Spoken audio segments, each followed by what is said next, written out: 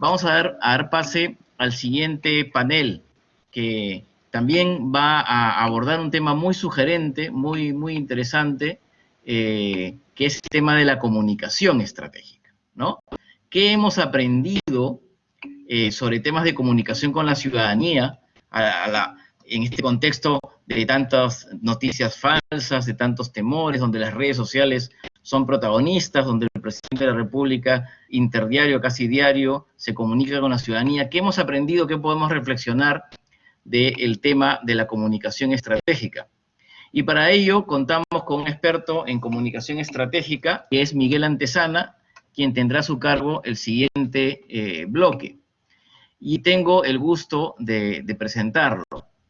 Miguel Antezana es MBA por la Universidad Politécnica de Madrid, es economista por la Universidad Central de Venezuela, él es asesor y consultor en comunicación estratégica en organizaciones públicas y privadas, es docente de posgrado a nivel nacional e internacional, profesor de la maestría en gerencia pública de la Universidad Continental, como lo es también Marcelo Sedamanos, nuestro anterior expositor.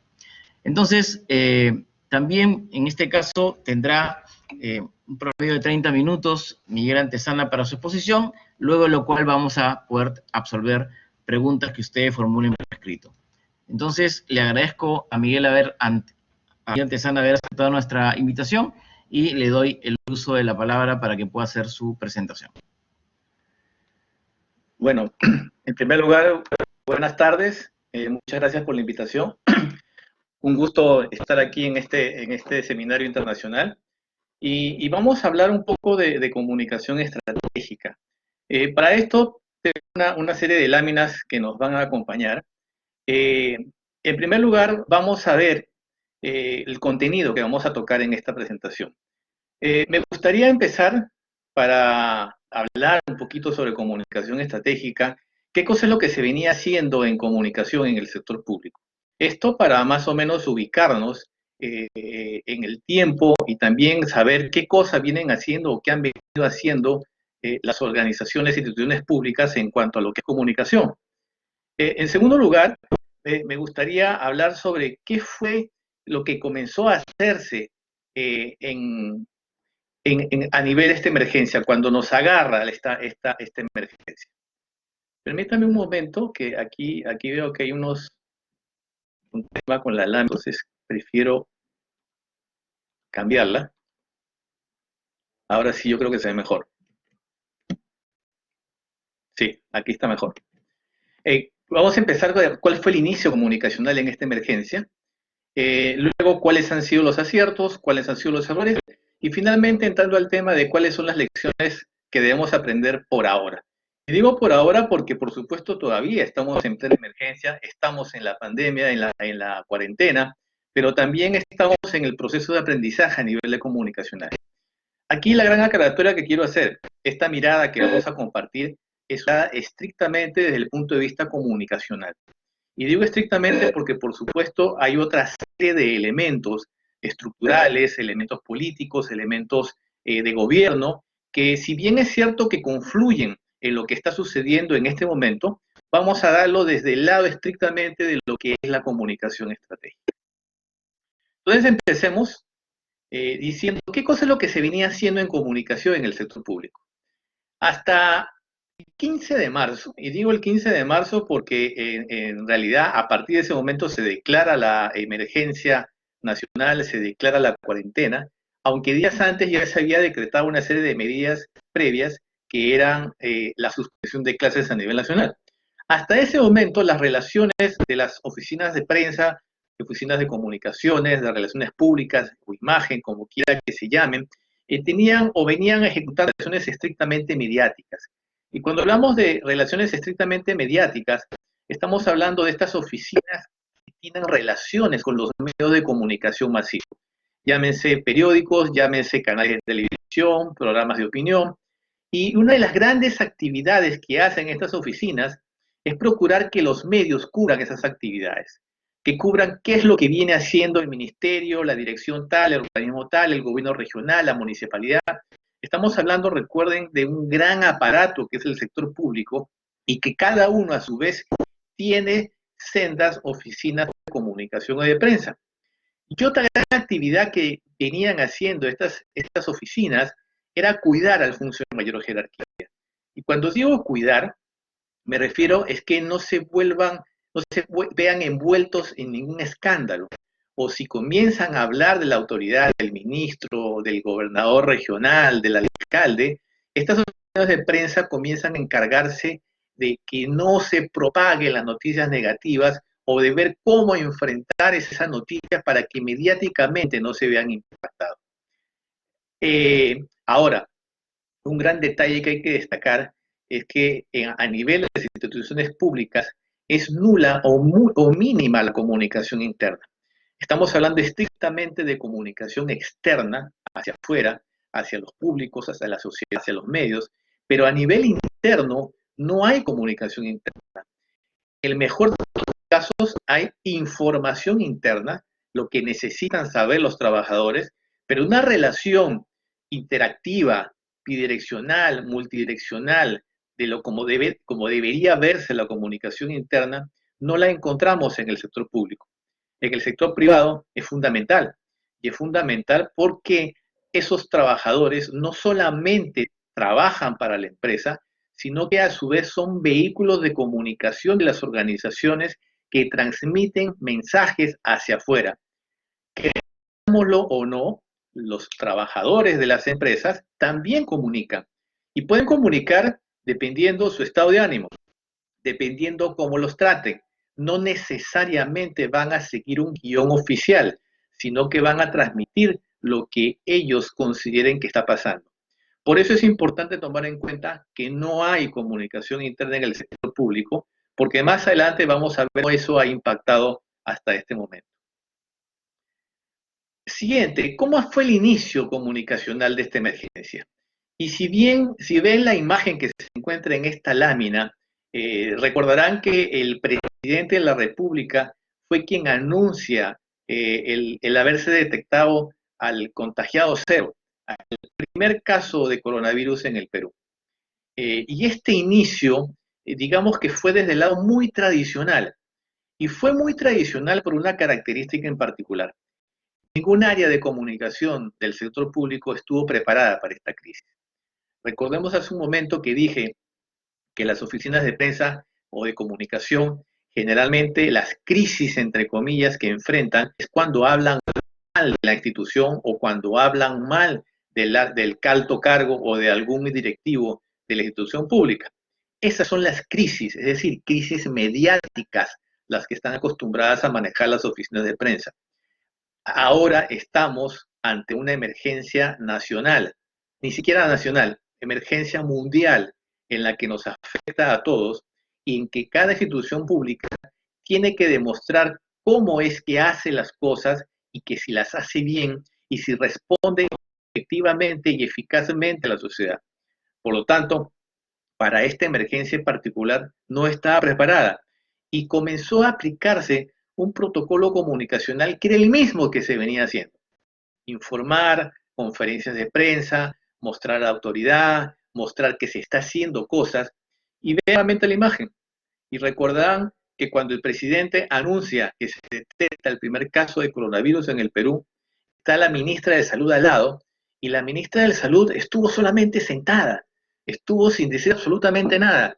El presidente fue el que leyó el papel que tiene en manos, en el que tuvo ese libreto preparado, y la ministra absolutamente no dijo nada. No hubo preguntas, no hubo una situación para ver qué cosa se va a hacer a partir de ese momento.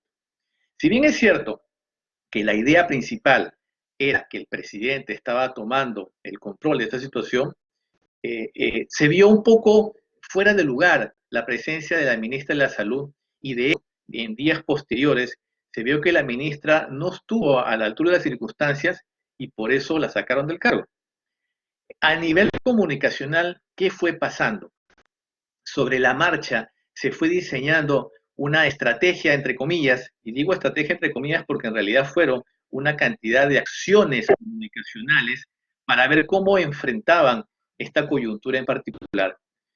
Esto es algo muy usual en el sector público. Es decir, no necesariamente se está preparado para gestionar comunicacionalmente situaciones de crisis, situaciones de emergencia. Y eso creo que comenzó en los días posteriores a ser más evidente. ¿Cuáles han sido los aciertos en todo este proceso comunicacional en lo que vamos de la emergencia sanitaria en el Perú? En primer lugar, el presidente se convirtió en el líder que enfrentaría la emergencia. De hecho, fue el presidente de la República el que hizo el anuncio inicial y que posteriormente comenzó a mostrar también las famosas conferencias del mediodía. Llegó inclusive a darse estas conferencias. Todo el mundo veían, ustedes revisan las redes sociales, o inclusive también el hecho de estar en cuarentena, todo el mundo estaba esperando a Vizcarra al mediodía. Así como hace muchos años el programa del mediodía era Gisela, aló Gisela, aquí era aló Vizcarra. Todo el mundo estaba pendiente de cuáles eran los anuncios que iba a tomar el presidente, cuáles son las medidas, inclusive también el conteo de los estados y otra serie de acciones que, si bien es cierto, está dentro del marco de convertirse en el líder de la emergencia, yo creo que eso fue positivo para un inicio, porque si estábamos en una emergencia, si estábamos en una situación en la que, por supuesto, no sabíamos qué iba a pasar, alguien que tenía que demostrar que está liderando toda esta situación. En ese contexto de liderazgo, el presidente comenzó a tener una serie de mensajes en las que hubo características muy puntuales y que fueron acertadas en este inicio de la emergencia. En primer lugar, los mensajes fueron didácticos. Se explicó esto con palabras simples. No se fue por el lado técnico, no se fue por el lado de la salubridad con palabras científicas, no se fue por un lado de que la gente no entienda, sino de que todo el mundo entienda qué cosa es lo que significaba estar en esta emergencia, en la cuarentena, y para qué lo estábamos haciendo. Esto también tuvo un enlace con otra serie de mensajes en las que el presidente de la República se identificó como un protector, como un padre. Él decía, no salgan, tenemos que cuidarnos, mensajes como hoy estamos lejos para en un futuro estar cerca y abrazarnos, y una serie de cosas que por supuesto generaban esa confianza de que él nos está protegiendo, que él no era solo el presidente de la República, sino que era como un padre que estaba controlando o cuidando a todos sus hijos. No obstante, también habían que tomar medidas. Había que tomar medidas fuertes y por supuesto ahí también tuvo que ser enfático, tuvo el tono en el momento que lo requería, fue enfático, pero también fue sereno dentro de la gravedad de la situación. No era ningún objetivo precisamente transmitir incertidumbre, por el contrario, ya había incertidumbre en la gente y ya había un poco de desesperación en la medida que pasaban los días, sobre todo por los impactos económicos. Por lo tanto, él tenía que mantener esa serenidad. Y por último, otro gran mensaje era el tema del trabajo en equipo. No estaba solamente él, ya corrigió ese mensaje inicial en el que estaba sentado con la ministra de Salud, y la ministra de Salud lamentablemente no aportó nada en eso. Después ya comenzaron a estar presentes los demás ministros, el ministro, la ministra de Salud en ese momento, la de Economía, de Interior, de Defensa, y comenzó a rodearse de los ministros inicialmente para demostrar que todos estaban trabajando en ello. Si recordamos, también en ese momento, las primeras semanas, si no me equivoco, se contaba con la presencia de los medios de comunicación. Es decir, fue una conferencia de prensa en el sentido estricto, en que los participantes, los periodistas, levantaban la mano, hacían una pregunta y hasta si fuese posible había repreguntas si no quedaba claro. Ese fue, digamos, dentro de ese contexto inicial, yo creo que fueron los aciertos a nivel comunicacional. Sin embargo, en la medida que pasaron los días, ya estamos en el día 62, hoy sábado estamos en el día 62, ya comenzaron a aparecer errores. Y comenzaron a aparecer errores sobre la base de lo que dije al inicio, porque estamos hablando de un contexto en que las organizaciones públicas no necesariamente tienen una visión de lo que es comunicación estratégica. Tienen una visión estrictamente prensera de relación con los medios, de relacionarse con ellos para que cubran nuestras noticias Y lo ideal, por supuesto, es que lo curan de la mejor manera y de manera positiva. Cuando comienzan a pasar los días, se comienzan a introducir controles previos a las conferencias de prensa. Ya no estaban presentes los periodistas, sino que ellos tenían que mandar sus preguntas a un chat de WhatsApp a Palacio de Gobierno y supuestamente, y digo supuestamente porque no nos consta, había un sorteo o hay un sorteo en el que se eligen cuáles son las preguntas de los medios que van a ser leídas. Y en ese momento el presidente responde, pero ya hemos visto que a lo largo de los días muchas veces no necesariamente responde, no necesariamente queda clara la respuesta. Y como estamos hablando de preguntas enviadas por un chat de WhatsApp, no hay la posibilidad de la repregunta. Esto, a la larga o en el sentido práctico, lo que está generando es una censura camuflada. Y es una censura camuflada porque además en las redes sociales y los propios medios de comunicación lo dicen. O sea, no estoy preguntando, no me están respondiendo, no preguntan responder. Y se llegó al extremo, si recordarán, en algún momento el presidente le hacen saber precisamente lo que en las redes está diciendo, querían permitir las ruedas de prensa, presencia de los periodistas, o deberían permitir que haya mayores preguntas o repreguntas. Y él dijo, bueno, pero si hoy no respondo, pregunte mañana. Y bueno, ahí nuevamente él creo que cometió un gran error, porque estamos hablando de la relación con los medios y los medios en estas circunstancias, por supuesto, quieren mantener lo mayor informada a sus públicos que los leen. El segundo gran error, desde mi punto de vista, por supuesto, es que todo giró y sigue girando un gran solo mensaje. Yo me quedo en casa. Si bien es cierto que la cuarentena es fundamental y ha sido fundamental para parar el contagio, vean que hoy estamos en el día 62 y si no me equivoco, las cifras de hoy ya hablan de 88.000 contagiados. En días anteriores, creo que fue el domingo, ya se hablaba, el presidente comenzó a hablar de la meseta, comenzó a decir que ya estábamos en punto en el que se está la curva aplanando y que en muy pocos días va a comenzar la caída. Sin embargo, sigue diciendo que tenemos que quedarnos en casa y sigue achacándole la responsabilidad al público. Todo es la responsabilidad del público cuando no es cierto. Y ahí comienza y desaparece otra falla. Comienza a subvalorarse la magnitud de las fallas estructurales. Tenemos grandes fallas estructurales. A nivel de salud estamos viendo las grandes carencias que tenemos. No tenemos la dotación suficiente de hospitales y mucho menos la cantidad de las camas UCI, de los respiradores, etcétera. Todo ese tema que sabemos que está pasando. No es culpa o responsabilidad de este gobierno, es responsabilidad de todos los gobiernos que han venido pasando y que no aplicaron o que no ejecutaron el presupuesto debidamente y estamos viendo hoy las consecuencias.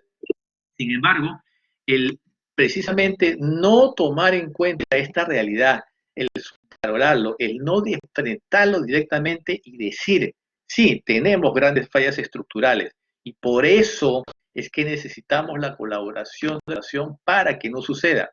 Vean que no hubo relación entre las dos situaciones, en el por qué necesitamos, no solamente para no contagiarnos, sino porque directamente, señores, si salen, se contagian, no hay la suficiente oferta hospitalaria para atenderlos y nos vamos a morir. Crudo, realista. No digo que se pueda decir de esa manera, pero el mensaje es ese. Sin embargo, se siguió con que yo me quedo en casa, quédate en casa, lávate las manos, y no se previó lo que estaba pasando. Y otro de los errores es que no se han sabido gestionar unas nuevas subcrisis que han venido apareciendo a lo largo de los días. Una de las crisis más ruidosas, desde mi punto de vista, es la que viene aconteciendo con la Policía Nacional. La Policía Nacional no se encuentra dotada suficientemente de elementos precisamente para enfrentar esta crisis de salud.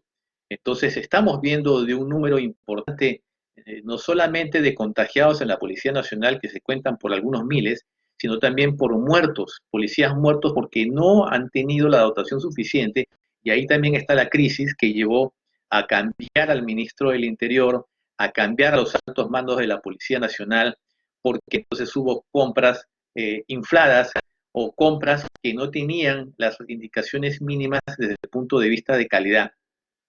Lo mismo viene sucediendo a nivel salud.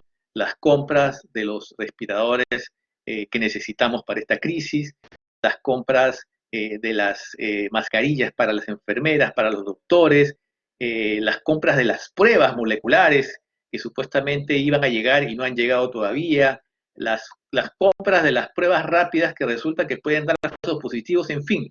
Vean que comienzan a aparecer nuevas subcrisis que no las ha sabido enfrentar y que de hecho el primer elemento, esto de impedir que las conferencias de prensa sean presenciales, ha tenido de cierta manera que esto no se conozca o no sea el tema del día. Sin embargo, en las redes sociales eso está muy presente. Y hoy que estamos en cuarentena, que todo el mundo se maneja con las redes sociales, entonces la gente lo sabe.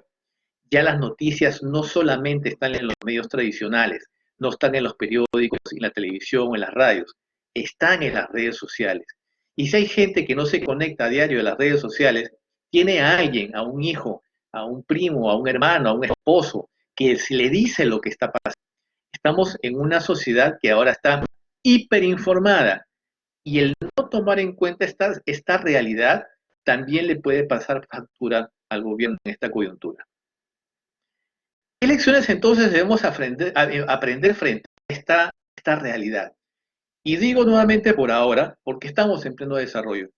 Es muy posible que mientras dure la cuarentena y mientras dure la emergencia y mientras dure toda esta larga reactivación, porque si bien es cierto que se ha dicho que vamos a hablar de una reactivación por fases, no sabemos exactamente si estas se van a dar, si estas van a funcionar, si va a haber un rebrote del virus, si va a haber la posibilidad de hacer todo lo que queremos cumplir.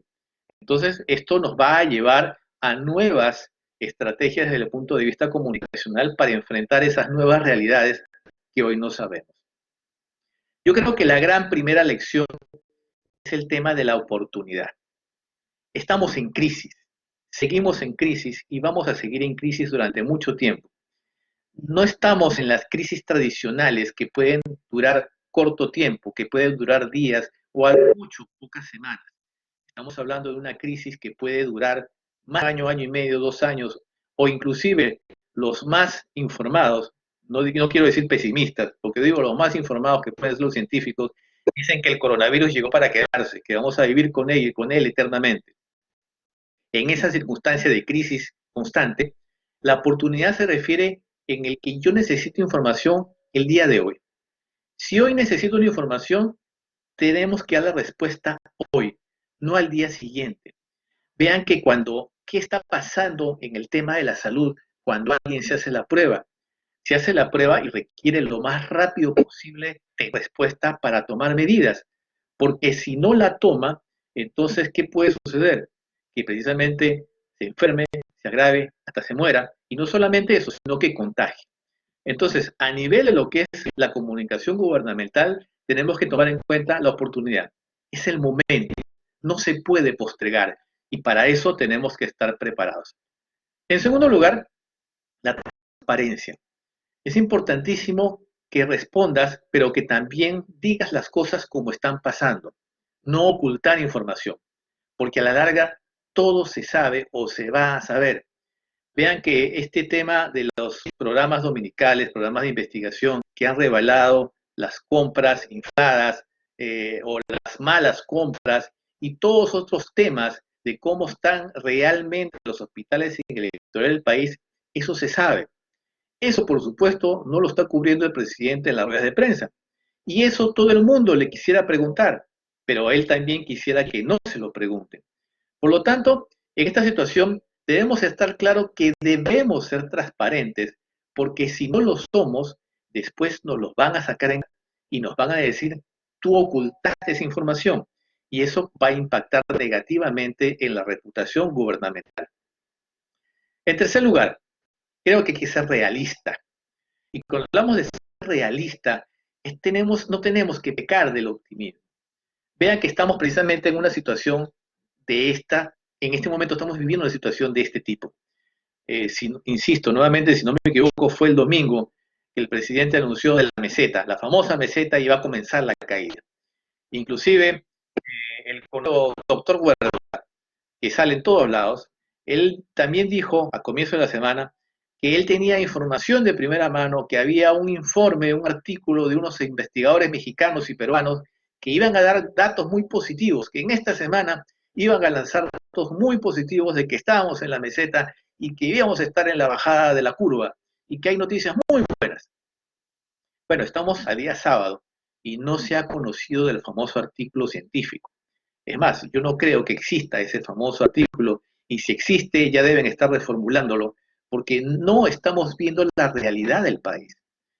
Nos estamos enterando de cosas en la medida que va pasando la situación. Nos estamos enterando a partir del día 50 y pico, casi 60, que todos los mercados están contaminados, que todas las personas que van a los mercados tienen coronavirus. Entonces, no podemos pecar de optimismo, al contrario, debemos ser realistas para tomar las medidas que sean necesarias. En cuarto lugar, cuarta lección, debemos tener una gestión centralizada. Y cuando hablamos de gestión centralizada, es que si ya el presidente de la República asumió la cabeza de la vocería gubernamental, entonces él debe seguir siendo el gran vocero. Y debe seguir siendo el gran vocero que delega, como lo ha venido haciendo en las conferencias de prensa, en temas específicos a quien le corresponde. Está hablando el presidente de la República, y si hubiese, en un supuesto que hubiese los periodistas presentes y preguntan sobre un tema educativo, le cede la palabra al ministro de Educación. Y digo si hubiese, porque recuerden que no hay las conferencias de prensa en vivo y en directo. Entonces, prácticamente se manejan en una agenda que la maneja el propio presidente y Palacio de Gobierno. Eso le da cierta flexibilidad, pero momentánea, porque lo que no se dice públicamente comienza a decirse a través de las redes sociales. Puede convertir en un boomerang y puede impactar negativamente en el gobierno. Y por último, el dinamismo. Las crisis no son estáticas, todas las crisis son dinámicas, van cambiando a cada momento. Y en esta crisis, en el caso peruano, está cambiando a cada momento. En otros países también ha sucedido. En otros países se ha hablado inclusive de la doble curva, de la segunda ola, de la tercera ola. No es que se acaba, no es que baja la curva y se acabó y todos somos felices. No, hay situaciones que se pueden repetir por algún mal manejo, por algo que no se previó. Si eso es lo que está pasando en esta crisis, por supuesto que también la estrategia comunicacional debe cambiar, debe ajustarse a los nuevos elementos y debe ajustarse a lo que en ese momento requiere la población. Porque recordemos algo, el gobierno es el que informa, el que comunica, pero es la sociedad la que recibe esos mensajes, la que necesita conectarse con esos mensajes para saber qué hacer o qué es lo que va a pasar. De ahí la importancia de la oportunidad, de la transparencia, realismo y del dinamismo del gobierno en esta coyuntura en particular.